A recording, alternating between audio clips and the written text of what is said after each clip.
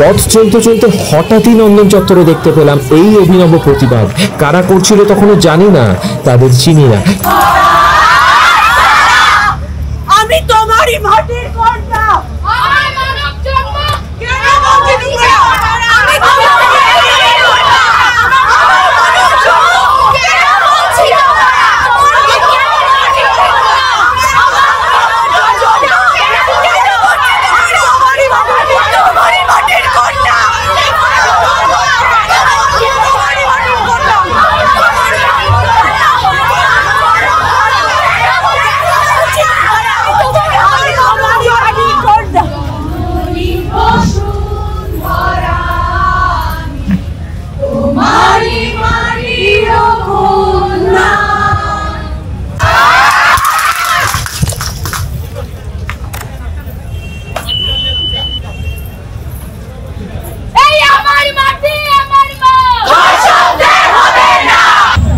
শ্যামলদিদি ভট্টাচার্যের পরিচালনায় আমরা করছি আমাদের চিৎকার, জয়রাজ ভট্টাচার্যের সাথে। এটা ফ্র্যাঙ্কেনস্টাইন গ্রুপের থেকে করা। আমরা চেষ্টা করছি এই চিৎকারটা যে কোনো জায়গায় করছি, আমরা বাসে করছি, আমরা ট্রেনে করছি, আমরা মেট্রোতে করছি, আর যত সংখ্যক মানুষের কাছে পৌঁছে দিতে চাইছি, ট্রান্স হোক, ছেলে মেয়ে উভয়। কারণ এই যেই আমাদের লড়াইটা, এটা পেট্রিয়ার্কির বিরুদ্ধে, এই লড়াইটা তিলোত্তমার জন্য, এই লড়াইটা আমাদের সবার জন্য।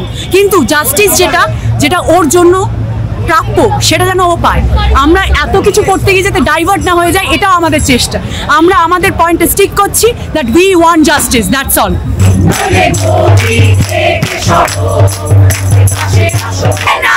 আমার মাটি আমার মা, দর্শকদের হবে না।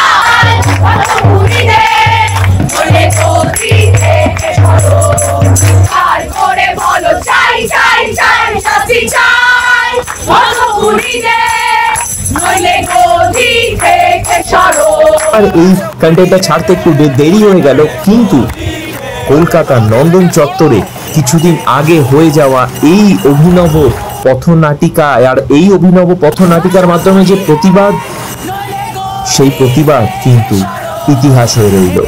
মানুষ যদি আন্দোলন চাপা পড়তে না দেয়, মানুষ যদি পথে থাকে, তাহলে এই আন্দোলন চাপা পড়বে না। এটা গোটাটাই নির্ভর করছে জনগণের ওপর, আমাদের ওপর, মাসের ওপর। মাস কি চায়? ন্যায় বিচার না হয় তাহলে আমরা আমাদের দিক থেকে চেষ্টা করব দুর্গাপূজার সময় মণ্ডপে মণ্ডপে গিয়ে আমাদের চিৎকার করার, এবং মানুষকে আবেদন জানাবো যাতে এই ঘটনা না ভুলে যায়, যাতে ন্যায় বিচারের জন্য মানুষ পথে প্রত্যেকদিন নামে।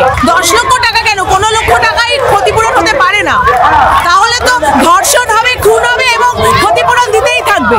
ক্ষতিপূরণটা কোনো সলিউশন না। সলিউশন হচ্ছে ধর্ষকদের ধরা, ন্যায় বিচার করা এবং ধর্ষণ যাতে না হয়, এবং বেসিক যে সিস্টেম, শিক্ষা, স্বাস্থ্য, এইগুলোকে সঠিকভাবে সঠিক জায়গায় নিয়ে আসা, যেটা হচ্ছে না। প্রচুর কারাপশন স্বাস্থ্য এবং শিক্ষাতে, ওই কারাপশনকে হাঁটাতে হবে।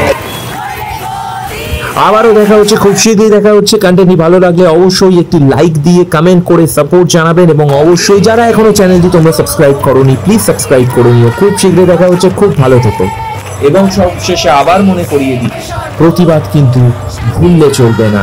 তাই তোমার স্বর আমার স্বর, জাস্টিস ফর আরজি কর।